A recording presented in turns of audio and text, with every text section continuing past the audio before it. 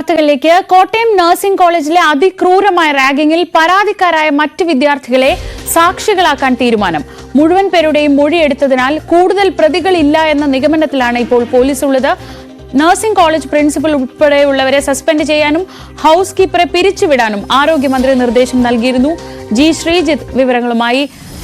ശ്രീജിത്ത്, ഇപ്പോൾ ഇന്നലെയാണ് ഈ പ്രിൻസിപ്പൽ ഉൾപ്പെടെയുള്ളവരെ സസ്പെൻഡ് ചെയ്യാനും ഒക്കെയുള്ള തീരുമാനമുണ്ടായത്. പക്ഷെ അപ്പോഴും ഉത്തരം കിട്ടേണ്ട ഒരു പ്രധാനപ്പെട്ട ചോദ്യം, ഒരു 3 മാസത്തോളം ഇത്ര ക്രൂരമായ പീഡനങ്ങൾ നടന്നിട്ടും അത് അവിടെ ആരും അറിഞ്ഞില്ല. ഇനിയും സമാനമായ സാഹചര്യം ഉണ്ടാവാൻ സാധ്യതയുണ്ടല്ലോ. അതിനെന്ത് വിശദീകരണമാണ് ആരോഗ്യ വകുപ്പിന്റെ ഭാഗത്തു നിന്ന് അല്ലെങ്കിൽ ആരോഗ്യ വിദ്യാഭ്യാസ വകുപ്പിന്റെ ഭാഗത്തു നിന്നുള്ളത്?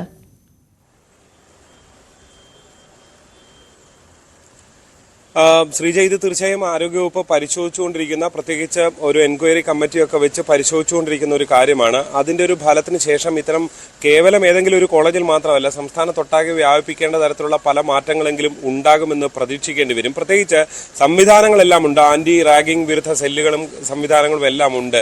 പക്ഷെ അത് കാര്യക്ഷമമല്ല എന്ന് തെളിയിക്കുന്നതാണ് ഈ സംഭവം. പ്രത്യേകിച്ച് ഈ അസിസ്റ്റന്റ് പ്രൊഫസർ അജീഷ് പി മാണിയെ പോലുള്ളവർക്ക് അദ്ദേഹമാണ് ഒരു പുരുഷ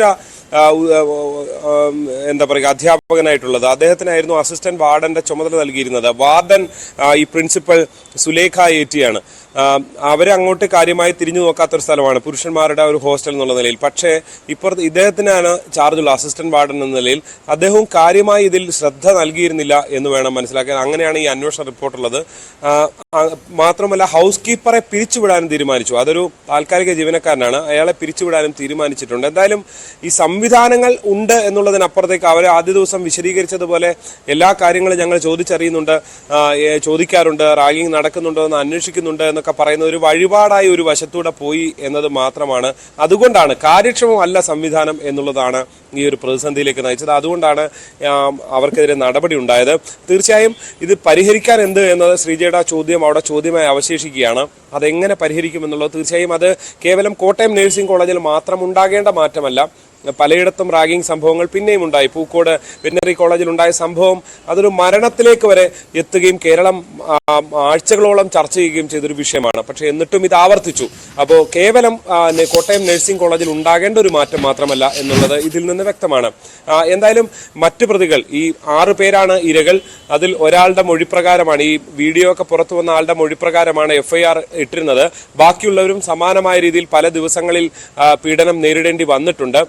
2-3 പേരാണ് പ്രധാനമായും പീഡനം നേരിടേണ്ടത് വന്നത്. മറ്റുള്ളവർ കത്തി വെച്ച് ഭീഷണിപ്പെടുത്തുന്ന, അവരുടെ കഴുത്തിന് വെച്ച് പണം വാങ്ങുന്ന പോലുള്ള പലതരത്തിലുള്ള എന്താ പറയുക ക്രൂരതകളൊക്കെയാണ് നേരിടേണ്ടി വന്നിട്ടുള്ളത്. എന്തായാലും ഇവരെ എല്ലാവരെയും സാക്ഷികളാക്കാൻ പോലീസ് തീരുമാനിച്ചിരിക്കുന്നു. നിലവിൽ കൂടുതൽ പ്രതികളില്ല എന്ന നിഗമനത്തിൽ തന്നെയാണ് പോലീസ് ഉള്ളത്. കാരണം ഈ പരാതിക്കാരുടെ മുഴുവൻ പേരുടെയും മൊഴി രേഖപ്പെടുത്തി. അതുകൊണ്ട് തന്നെ അവരിൽ നിന്ന് കൂടുതൽ വിവരങ്ങളൊന്നും ലഭിക്കാത്തതുകൊണ്ട് കൂടുതൽ പ്രതികളില്ല എന്ന നിലയിലേക്ക് എത്തുന്നു. മാത്രമല്ല, ഒരു പ്രധാനപ്പെട്ട കാര്യം കൂടിയുള്ളത്, ഈ പ്രതികളുടെ മൊബൈലാണ് ഈ വീഡിയോകൾ ചിത്രീകരിച്ചിരുന്നത് എന്നതാണ് ആദ്യം വന്നിരുന്നത്. പക്ഷെ പ്രതികളുടെ മൊബൈലിലല്ല, ഇരകളുടെ മൊബൈലിൽ തന്നെ ഇത് ചിത്രീകരിക്കുകയും എന്നിട്ട് ആ മൊബൈലിൽ നിന്ന് ഷെയർ ചെയ്യുകയും ചെയ്യുന്നു. അതായത് ബുദ്ധിപരമായ ഒരു നീക്കമൊക്കെയാണ് ഫലത്തിൽ നടത്തിയത്.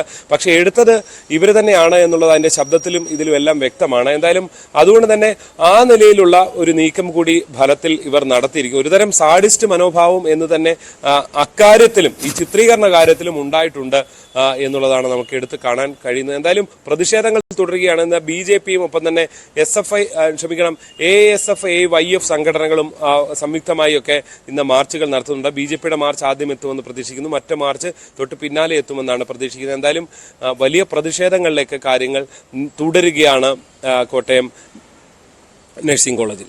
ശരി, ശ്രീജിത്താണ് വിവരങ്ങൾ നൽകിയത്. കോട്ടയം ഗവൺമെന്റ് നഴ്സിംഗ് കോളേജിലെ റാഗിങ്ങിൽ ഇന്നലെയാണ് പ്രിൻസിപ്പലിനെയും ഇതിന്റെ കെയർ ടേക്കറെയും ഒക്കെ സസ്പെൻഡ് ചെയ്തത്. പക്ഷേ അതിനും അപ്പുറത്തേക്ക് ഇതെങ്ങനെ നിർബാധം തുടർന്നു എന്നത് ഇനിയും അറിയേണ്ട കാര്യമാണ്.